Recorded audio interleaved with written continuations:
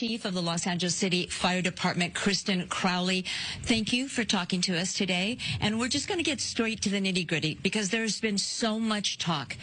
And you're aware of the criticism. Yes. Most of the criticism has been directed towards the city of Los Angeles, towards Mayor Karen Bass, but it's also been directed towards the administration. Everybody loves firefighters. We love our men and women on the front lines, but the administration is another thing, and they've been very critical of the way everything has been handled. Your reaction when you read those tweets, those messages, those emails? I tell you, my reaction first and foremost is to step back and remind myself that I'm not a politician. I'm the fire chief of the greatest fire department in the world. So my focus, first and foremost, is to make sure that our fire department, our firefighters are properly funded, they're properly trained, they're properly equipped. So when it comes to the criticism, since day one, my number one priority has been and will continue to be that our firefighters get what they need so that they can serve the community. That is number one. I am going to turn down the noise when it comes to any type of criticism because every decision that I make is going to be based off of what my firefighters need. And those lives are on the line. So let's get to the big question, the budget. There's so much talk about it. It was cut $17 million. It was cut this. It wasn't cut at all, according to one newspaper. Was your budget for the fiscal year 2024-2025 cut? I can tell you, I'm going to even go back further than that. Again, since day one, we've identified huge gaps in regard to our service delivery and our ability from our firefighters, boots on the ground, to do their jobs. Since day one, this is my third budget as we're going into 25-26. What I can tell you is we are still understaffed, we're still under-resourced, and we're still underfunded. So with that, whether it's $7 million, $10 million. But was the budget cut, Chief? Yes, it was cut. And it did impact our ability to provide service.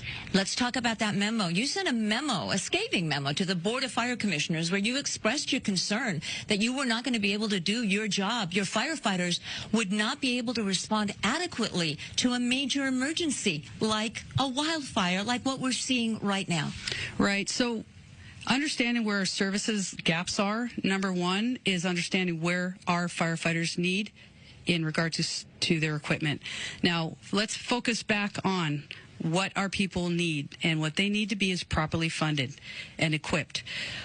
Whether it's $7 million or not, it doesn't matter. It impacts our ability, just like you said with the board report, of our ability to provide service, and that's on a normal day. Our firefighters are running over 1,500 calls. They're transporting 650 patients a day on a normal day, let alone the last 3 days of what we've had with significant impacts that have changed the communities that we serve, their lives forever. So with that, we're going to continue to fight for what we need to. That is my job as the fire chief of the best fire department in the world. In December, you wrote that memo. You said that these budget cuts were going to severely affect your department from everything from brush clearance checks to make sure homeowners were doing what they needed to do to fire hydrant checks. And yet you heard the mayor just yesterday say, no, those cuts did not affect the ability to serve and would not have changed anything in this situation. What is going through your mind? And I know this is difficult. There are a lot of politics at play. You are not a politician. You are the woman responsible for all these men and women at LA City Fire and for our residents in the city of Los Angeles. When you hear the mayor say it didn't affect anything at all, what is going through your head? If you can share that with us. Sure. So just full transparency. Again, my position is to make sure that our people get what they need to do their jobs, and also, mind you, that they get to go home to their families. The amount of calls that our firefighters are running today has doubled since 2010, a 55% increase with 68 less people. Full transparency, this isn't a new problem for us. Since the 3 years that I've been in the seat, I've sounded the alarm to say we need more. This is no longer sustainable. So with that, we're now in a position to be properly funded. We are screaming to be properly funded to make sure that our firefighters can do their jobs so that we can serve the community that we took an oath. But when the representative of the city says the cuts that were made and signed did not affect the response to the fire that is being criticized, the response that is being criticized by so many people. What is going through your mind? Yeah, just again, the full transparency of the documentation, of being able to sound the alarm. Does it make you mad? I don't know if it makes me mad. In the end, that is my job as a chief, to make sure that my voice is heard, and my voice is amplified from the needs of what our people need to do their job. So tell the city, tell the residents, tell the people that are out there. I mean, thousands and thousands of people have lost their homes, and they're looking to blame someone, and it's not the Santa Ana winds necessarily. Right. They are looking to blame administrators. Right. What is the message here? And have you had a one-on-one with the Mayor Bass and said, hey, I told you so. I told you this was going to affect our ability to respond to a major emergency? I would start with a message to the community. I think they already know in their hearts that our LAFD firefighters are here to serve them, first and foremost. Again, none of us on the fire department are politicians. We're public servants first. We took an oath to serve the public before ourselves and even before our families. So with that, I want to focus on path forward. I want to focus on what the LAFD needs, what I need as a fire chief, and what our people need to do their jobs to make sure that we can save lives and that we can protect property to the greatest capacity. But we need to be funded appropriately, and that's where my head is, you asked. The mayor said it didn't affect your ability to respond.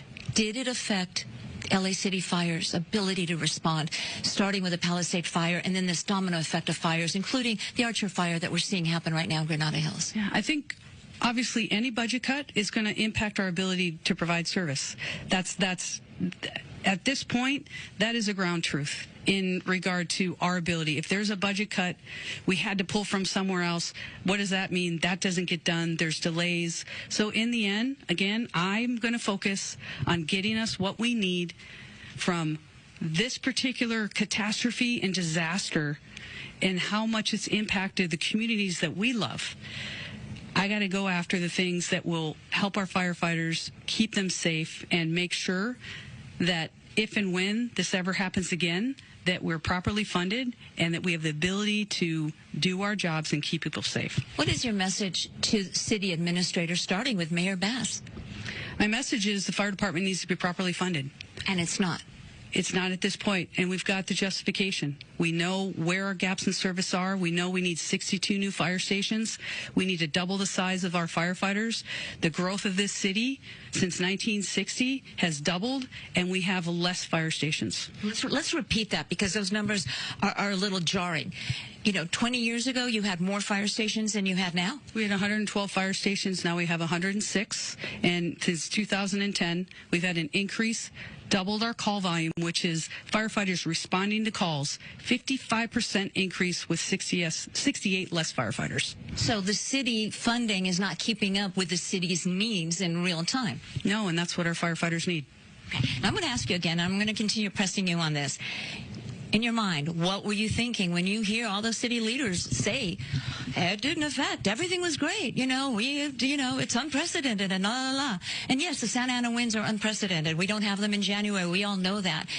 What was going through your heart? What's going through my heart is that our firefighters, the community's firefighters, LAFD firefighters need to be properly funded. We need to be supported so that they can do their jobs. And let me show you real quick. Photographer Tony Buttigieg, I'm going to ask you to pan over to that table. Tell me what I'm looking at. This is memo after memo after memo, including to the Board of Fire Commissioners, where you pointed out your concern that you were not going to adequately be able to respond to a wildfire, an earthquake, everything that we see precisely in this city. That's my job as a chief, is to take a big step back and understand where and how can we better serve the community. As a community needs more, we need to have more to make sure that our firefighters can serve them. I identified early, my team identified early. Childhood is filled with lots of big feelings. So budgets that are easily justifiable based off of the data, real data, shows what the fire department needs to serve this beautiful city and the beautiful community that we swore that we would. That's what that is about. It is the follow-up. It's showing and justifying where our gaps are, and it's raising and sounding the alarm that the fire department is underfunded, understaffed, and under-resourced. Do you believe, had your budget concerns been properly addressed in the new fiscal year, would we have seen the same outcome that we are seeing now with thousands and thousands, unprecedented numbers of structures, homes, businesses lost? Would the outcome have been different if they had listened to you?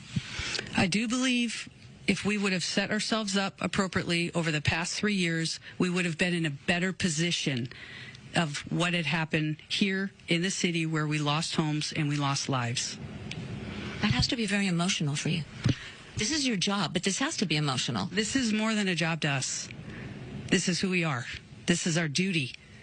And when you don't have that ability and people don't listen, that's why I'm talking to you right now. The fire department needs to be funded appropriately so that I can look any community member in the eye and say, your LAFD's got your back. And right now you can't? Right now, no. And that's why I'm here. And how does that make you feel? This is the burden of command as a fire chief of the greatest department in the world that I've wholeheartedly raised my hand to say, yes, I will represent the amazing men and women of the LAFD. And when they're not getting what they need to do their jobs, it's enough. And that's why I'm here. And you have injured firefighters, too. And you see those homes that have burned to the ground. There is so much loss. People are out of jobs. What goes through your heart when you see that? The community is our community. Our firefighters stand with the community. We live in the communities that burned. So if anybody says anything in regard to our firefighters not doing everything that they can to protect our neighbors, our community, I will stand up and defend every action that our members went through and are still actively fighting fire. I don't think anybody is criticizing the firefighters. I think the criticism has been lobbed maybe 80% at the city of Los Angeles and maybe 20% at the administration here. Mm-hmm. Well, again, I'm here to make sure that we are garnering the support to get our LAFD firefighters what they need to do their jobs, period. Did the city of Los Angeles fail you and your department and our city? It's my job to stand up as a chief and exactly say justifiably what the fire department needs to operate to meet the demands of the community. Did they fail you? That is our job, and I tell you, that's why I'm here. So let's get us what we need so our firefighters can do their jobs. Did they fail you? Yes.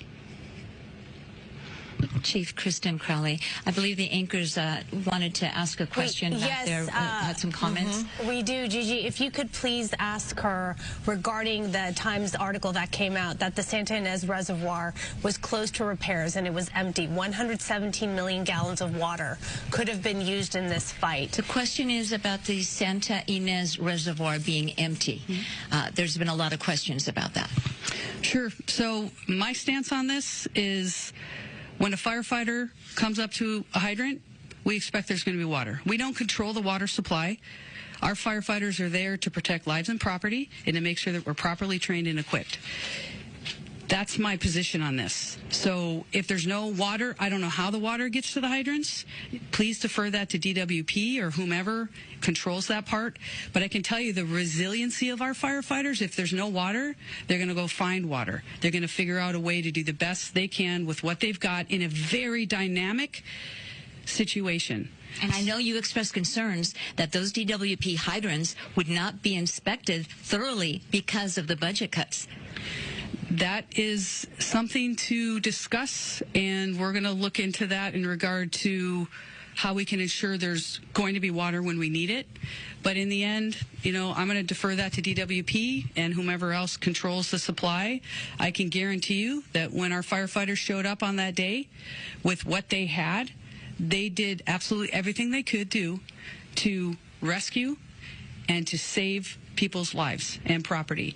And that's the bottom line. Now let's get them what they need to do their jobs. And let's get them water, Chief, because I was with your firefighters and they literally were watching a house burn down with pain in their eyes, not being able to do anything except pull water from a swimming pool to try to save a nearby structure that wasn't burning, and literally watching a house burn to the ground because they had no water. That's exactly right. But did they continue to work? And did they continue to do what they had to do the best they could with what they had?